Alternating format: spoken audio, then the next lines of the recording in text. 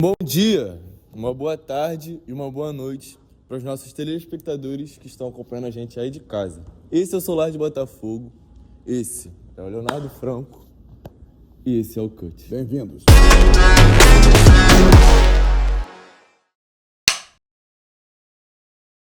Hoje estamos aqui no Solar de Botafogo, verdadeiro tesouro aqui da nossa Zona Sul, esse teatro maravilhoso, onde o nosso convidado é a cabeça por trás disso tudo. E hoje a gente vai querer saber um pouquinho melhor sobre a trajetória dele, sobre a carreira e tudo mais. Leonardo, como estamos, querido? Tudo bem? Tudo ótimo. Melhor agora que eu estou recebendo vocês aqui no Solar de Botafogo. É um empreendimento de uma vida inteira e estamos completando 18 anos de funcionamento. E o que é de melhor na minha vida aconteceu depois que eu abri as portas do Solar. Eu vou falar um pouquinho dessa história para vocês.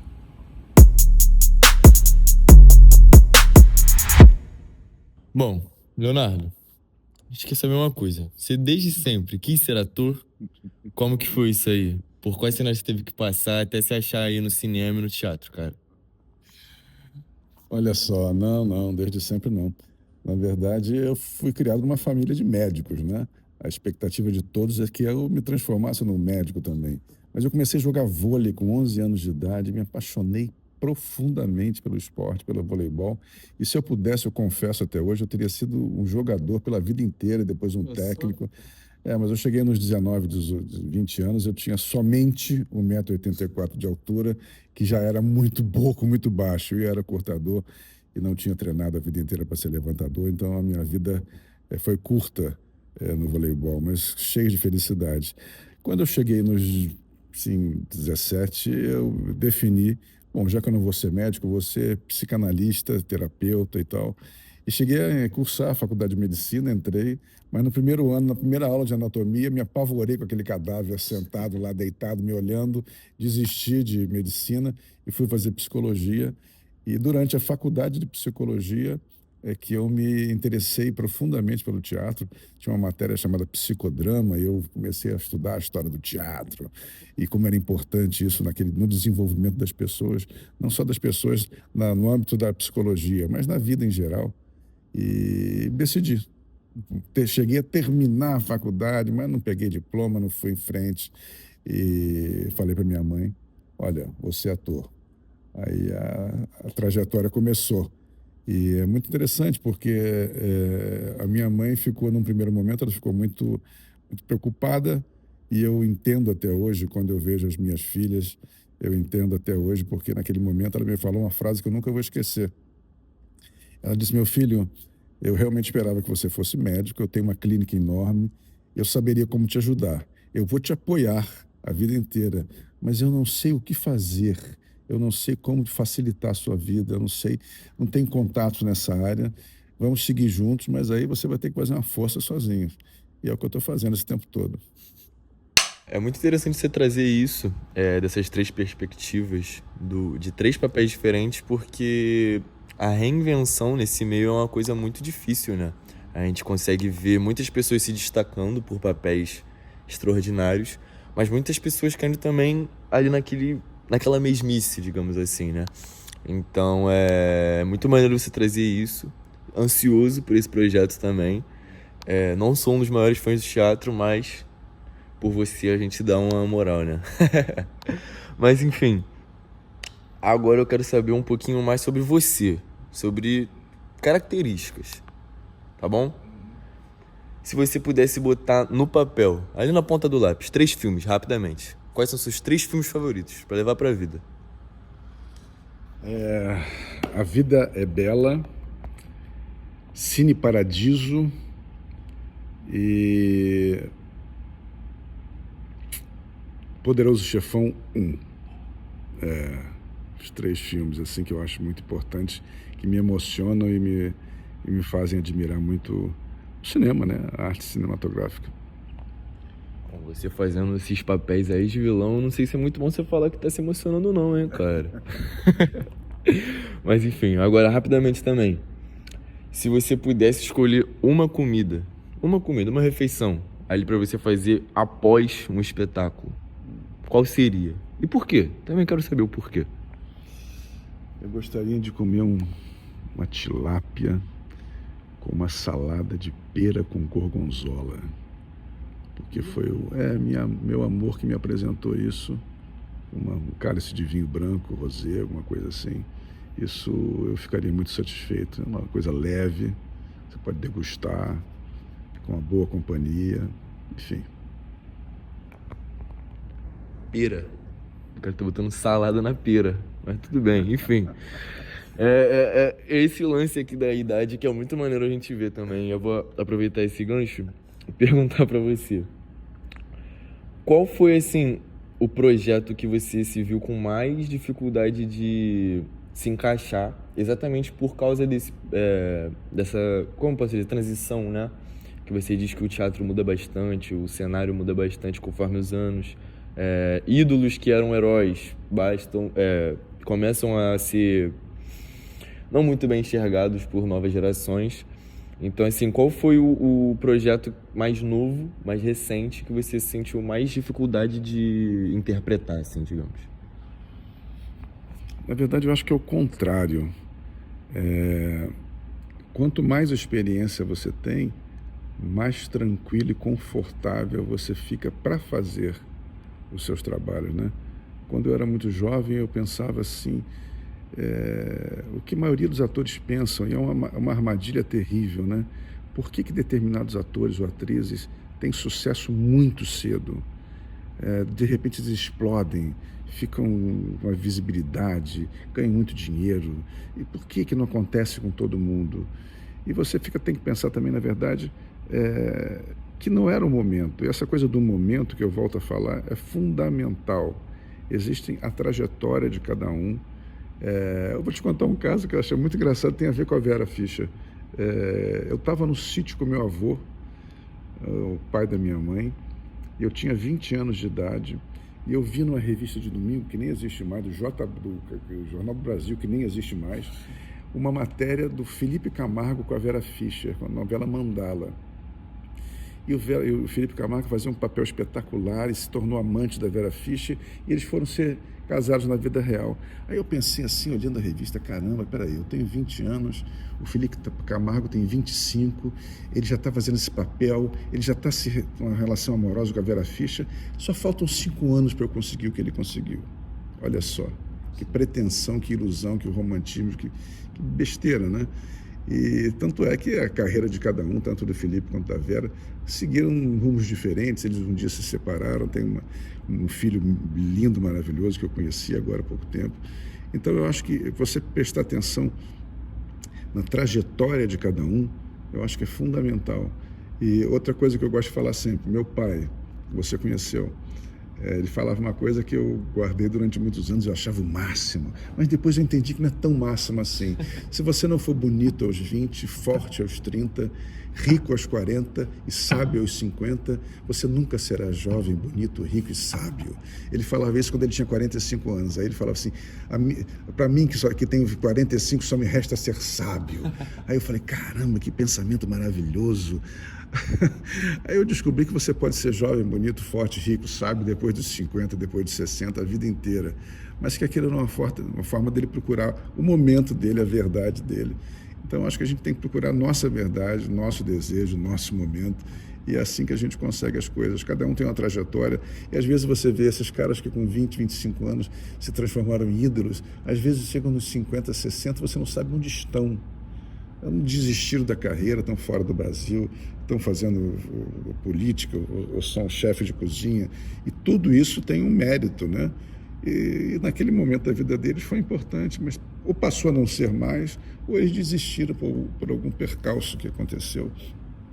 Então eu acho que a minha grande força, que eu considero, é não ter desistido, ou em algum momento ter entendido que eu estou chegando onde eu quero.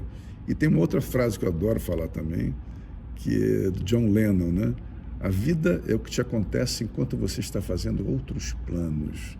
A gente está o tempo todo pensando, não, eu poderia fazer isso, por que eu não fiz aquilo? Mas o que acontece na sua vida é agora, enquanto a gente está fazendo essa entrevista, isso é o que está acontecendo na nossa vida. Não é o que a gente espera para o dia seguinte, o que a gente planejou, o que a gente está esperando há tantos anos, não. Vive agora. E sempre que eu esperei, que eu tive paciência, eu consegui as coisas. Cara, é muito legal esse lance que você abordou do momento, né? Inclusive, a gente vê que hoje em dia, na minha geração, a gente tem esse costume de sempre pensar muito à frente e trazer uma pessoa para um podcast mais velha, com mais experiência, e ela abordar esse assunto com tanta delicadeza que nem você está abordando, é muito maneiro pra gente. E é muito maneiro, é muito bonito, digamos assim. E você, aproveitando esse lance do momento também, acredito que você viveu bons e grandes momentos aqui nesse teatro, né? Mas quando você pisa no palco, Leonardo, quando você pisa ali, quando você tá cara a cara com a galera, o que você mais prioriza ali no calor do momento? O improviso, olhar pra cara de uma criança ou de uma senhora, ver se ela tá curtindo aquela peça, ou o pós, né? Porque, eu não tenho muita experiência no teatro, mas o pouco que eu sei, a galera gosta bastante dos aplausos também, porque é aquele significado de que você fez um bom trabalho, né? Ali, você conseguiria pontuar algo que acelera, palpita um pouco mais o seu coração? Eu acho que o processo, tanto na vida como na arte, o processo é o que constrói o resultado. Eu me lembro que eu fiz uma peça aqui no Solar de Botafogo, que foi um divisor de águas na minha vida profissional, emocional também, que foi Traição, de Harold Pinter, que é um dos autores, prêmio Nobel, um dos autores mais importantes da história da dramaturgia mundial. Eu fiz nesse palco aqui e o resultado foi espetacular. Fui indicado a todos os prêmios e eu aprendi naquele momento, que o teatro tem um tempo. É engraçado, a gente está falando do tempo, do momento, né? Mas o teatro tem um tempo, a emoção tem um tempo. E dentro daquele texto, o autor, o que a gente chama de rubrica, o autor às vezes comenta assim, então falando de tal, Robert levantou e foi ali e falou com certa apreensão sobre esse negócio, sobre essa situação. Esse autor não, ele falava assim, tempo, pausa, tempo, tudo para ele é o tempo. Então ele deixava espaço para o ator criar aquilo. Eu achava sensacional, foi uma descoberta. Se você faz um trabalho bom, bem, com categoria, com dedicação, a plateia está na sua mão, você que determina a cadência daquele espetáculo, né? E eu acho que esse espetáculo que eu estou fazendo agora está sendo tão confortável fazer, porque eu percebi que esse espetáculo veio num momento importante da minha vida. Esse espetáculo me ensina algumas coisas que eu precisava ouvir. Esse espetáculo me deixa confortável com algumas questões que eu tenho na vida sobre a idade, sobre o futuro, sobre o amor, sobre a expectativa. Isso faz com que você consiga calmamente, tranquilamente prestar atenção em tudo que ocorre ao mesmo tempo. Então, quando o espetáculo te mobiliza, você consegue mobilizar o público com mais eficiência. Você entrega para ele um verdadeiro sentimento, porque você está atento àquilo. Então, quando eu entro no palco, eu consigo enxergar todo mundo. Eu consigo enxergar quem está feliz na plateia, eu consigo enxergar quem foi para ali para dormir na primeira fila, eu consigo enxergar quem está rindo mais ou quem está rindo menos, eu consigo ver a Vera Fischer fazendo o trabalho dela de uma forma maravilhosa, me entregando também a emoção, a parceria. E quando você tem uma química, como eu estou tendo com a Vera agora, isso é reconhecido. Então, o resultado vem. Então, quando você entrega o teu corpo, tua alma para alguma coisa, o resultado vem, com certeza. E é tão interessante quanto você não tem mais... Não é que a gente não fique nervoso, vamos entrar em cena e tal, mas você está tão certo do que você vai fazer, a palavra é confortável, que você faz. Não é que não aconteça alguns improvisos, né, como você perguntou, claro, às vezes falha um texto, às vezes o companheiro te diz uma coisa que não é exatamente aquilo, às vezes cai. Ontem, por exemplo, na apresentação, eu peguei meu paletó e caiu o óculos no chão, eu falei, deixa eu pegar esse óculos. Você sai um pouco do seu caminho, mas sair do caminho é importante, não só na vida, para consertar algumas coisas que você precisa consertar, mas no palco mesmo, para ajustar.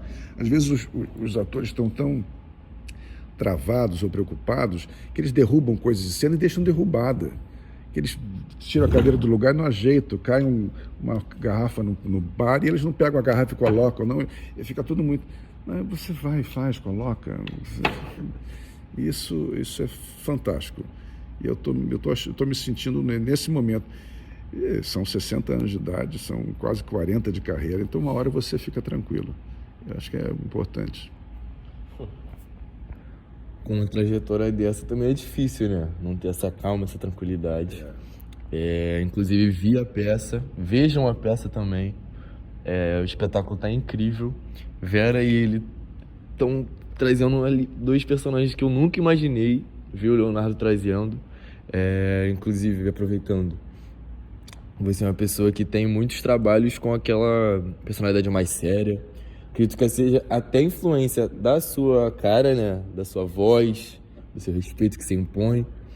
E então eu quero saber, Leonardo Franco, tirando todos os papéis que te dão, todos os rótulos, todos os feedbacks, tudo isso, toda essa bagagem, tentando ignorar um pouco a bagagem que a gente estava falando agora. Leonardo Franco, gosta mais de ser o bonzinho ou o malzinho nos seus papéis? Experimmente, Bar. Olha só, os atores geralmente gostam de fazer os vilões, né? Porque os vilões são muito mais complexos. E o que a gente está falando agora também é de fazer drama e fazer humor, né? Eu acho que talvez seja mais interessante comentar sobre isso. Eu fiz, há alguns anos atrás, um filme com o Leandro Hassum, Até que a Sorte Nos Separe. Depois eu fiz O Candidato Honesto com ele. E foi também um grande momento, um momento importante para eu descobrir o humor e o espaço que o humor tem dentro da minha vida, né? Porque voltando lá nos meus heróis, os meus heróis faziam um teatro revolucionário, um teatro sério, um teatro transformador, um teatro para movimentar o sentimento, falar da política brasileira. Era um momento político e cultural completamente diferente. Então, sim, eu fui muito mais influenciado por essas pessoas. E a minha carreira não partiu do humor, partiu do drama, da contundência das coisas. Mas agora eu estou descobrindo, de uns anos para cá, eu estou descobrindo humor. Eu acho que eu levo um certo jeito para isso. Você me conhece bem, acho que a gente tem uma relação bem humorada, né? Esses anos todos. Então, eu acho que você pode, com o humor também, você pode transformar as pessoas. É claro que um humor barato, puro e simples, uma chacota, eu não acho atraente. Mas quando você consegue fazer um filme, uma peça em que, dentro do humor, você consiga atingir as pessoas, porque eu falo isso também sempre, eu pensei muito durante o processo desse ensaio, do Casal Mais Sexy da América. Se você pensar nos grandes artistas humoristas da história do cinema, da humanidade, o Charles Chaplin, depois chegando mais perto aqui o Jim Carrey, até pessoas mais próximas aqui no Brasil, pessoas importantes, o Oscarito, o Grande Otelo. Se você pensar na história, tudo que eles produziram, o humor deles é um humor da situação cotidiana. E a situação cotidiana fala de perdas também. Fala de heróis que em algum momento perderam tudo e se encontraram novamente. Então é muito interessante porque essas pessoas, a gente ri e chora ao mesmo tempo. E a peça que eu estou fazendo, a gente ri e chora ao mesmo tempo. E eu acho que o humor assim é um humor que atinge mais as pessoas. É um humor que preenche melhor e que tem um valor mais importante para a plateia. É muito legal ver esses seus projetos agora, né? Abordando um pouquinho mais o humor, até porque você, como eu disse antes, né, uma pessoa que, se a gente olhar a carreira, a gente não vê muitas, se eu não me engano, muitas peças relacionadas ao humor, à comédia, né? E, eu acredito muito que é uma forma muito mais fácil de você se conectar quando é bem feita, pelo humor. Você ali trazer coisas do cotidiano, como você disse, para despertar nas pessoas de, às vezes, olhar com um olho diferente algumas coisas que acontecem no seu dia a dia, entendeu? Então é muito maneiro ver também que você se reinventa toda hora, cara. Toda hora. É muito maneiro ver isso, tanto no teatro quanto no cinema. É uma versatilidade muito grande. E eu queria saber agora, para talvez a gente tá caminhando pro final, em relação as categorias, né? Você se sente mais confortável no próprio drama, que você falou que começou melhor. Me perdi um pouquinho agora, mas tudo bem, a gente corta. Você gosta mais de produzir dramas, o próprio humor que você está começando agora, né? Ou, por exemplo, alguma coisa que esteja relacionada à ação. Se eu não me engano, você fez o Kardec, né? Que tem um pouco daquele lance sobrenatural. um pouquinho mais histórico, né? Mas não deixa de ser um pouco sobrenatural para as pessoas. E qual categoria que você tem interesse de talvez começar um projeto novo? A gente pode ver um Leonardo Franco no filme de terror, por exemplo? Olha, eu acho que a gente pode ver o Leonardo Franco em qualquer categoria. É o que faz falta. Talvez, às vezes, eu sinto que faz falta no Brasil algumas coisas, né? Você vê todas as grandes estrelas internacionais, elas fazem desde a comédia, histórias medievais, bíblicas. E aqui no Brasil a gente tem um certo preconceito com alguns tipos de trabalho, né? Eu fiz alguns trabalhos na Record que eu acho sensacionais, né? A gente fala muito do Tibá, que é um personagem que me acompanha aí há 10 anos já. E as pessoas confundem as histórias bíblicas com questões culturais, religiosas do país, quando na verdade é um entretenimento muitas vezes, né? E se você vê a produção cinematográfica do mundo, as melhores histórias, as grandes histórias, muitas das vezes são histórias ancestrais, bíblicas, e que são produzidas de uma forma muito caprichosa. Eu estou vendo agora, comecei a ver com a Maria, você sabe, Game of Thrones, 20 anos depois que Game of Thrones foi feito, comecei a ver Game of Thrones e estou achando espetacular, tinha um maior preconceito, até porque algumas pessoas me diziam que não era tão, você amava, você adorava, mas eu estou adorando. Então quando você abre o seu coração para as coisas, você consegue identificar todas as coisas positivas em cada segmento. E eu não espero fazer somente uma coisa na minha vida mais. Eu quero que tenha espaço para tudo, tanto para comédia como drama. E eu acredito que a arte, quando é bem feita, ela atinge sempre as pessoas, ela vai ao encontro da plateia, você vai em busca de uma peça de teatral, de um filme, quando ele é muito bom, quando ele modifica a sociedade. Então, eu te confesso que eu não tenho... o que você prefere fazer? Eu não sei o que eu prefiro fazer. Eu prefiro fazer o que tem repercussão. Então, essa viagem com a Vera Fischer foi espetacular, porque foram 27 cidades, todos os teatros cheios, as pessoas muito participativas, de uma forma muito alegre, muito emocionada. Então, isso que vale a pena, é a repercussão que aquilo tem. Então, não importa a categoria, eu quero fazer de tudo, eu quero estar preparado para tudo. Aí existe uma frase que é interessante, é uma frase do Hamlet, que é estar preparado é tudo. Ele fala assim, pode ser hoje, pode ser amanhã, pode ser hoje, mas você nunca sabe quando vai ser. O importante é você estar preparado. Isso serve para a vida toda. A gente não sabe quando a gente vai estar preparado para fazer uma determinada coisa. Às vezes você, muito cedo, se depara com uma situação difícil na sua vida e você consegue resolver aquela situação ou não. Às vezes uma pessoa mais velha se depara com uma coisa difícil na vida e não consegue resolver porque não estava pronta para resolver aquilo. E às vezes o que você adquire na vida, você muitas vezes fica escondida lá, você só consegue identificar que você tem quando você está diante de alguma coisa que te requer aquela reação, né? Então eu não tenho mais nada amarrado, não. Eu quero fazer bem, eu quero ser feliz. Tá certo, cara. Eu vou falar, é até a sorte do Jason pro Tibá não ter interesse específico no terror, porque desbancaria, tá? É bom conferir esse papel dele, maravilhoso, cara. Mas, enfim. Bom, foi um prazer, tá? Conversar com você. Muito obrigado por receber a gente nesse palácio da cultura aqui da Zona Sul, né? Eu gostei muito de ter essa conversa com você, porque é um choque bastante pra muita gente, né? Uma pessoa mais nova tá falando com uma pessoa mais velha, tão experiente na sua área. Eu agora começando também na minha carreira da publicidade. Ter esse choque é muito, muito importante pra gente que tá começando agora. Porque voz de experiência, né, cara? Não, eu acho que uma das coisas mais importantes também é o seguinte, é a gente acompanhar a vida das pessoas, né? Eu estava falando que o Solar me trouxe as melhores coisas do mundo porque me trouxe você, né? Eu conheci a mãe do Gabriel aqui há muitos e muitos anos atrás. Eu me lembro da primeira vez que eu vi o Gabriel e foi no Solar de Botafogo. Ele gosta de se sentir assim uma pessoa bem vista e tal. E eu tomei um choque quando eu vi o Gabriel aqui no Solar. Eu estacionei o carro na frente e de repente a Maria, minha esposa, saiu uma das portas, abriu, um garoto lindo, sabe? Lindo, ele adora ser chamado de lindo. Os olhos maravilhosos, uma pele espetacular. Falei, meu Deus, que anjo.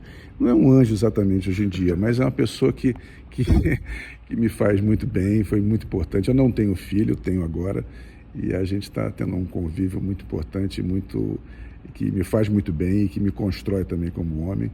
E eu que agradeço a sua presença aqui. Pô, não fala assim que eu até começo a ficar um pouco emocionado, cara. Mas enfim, gente.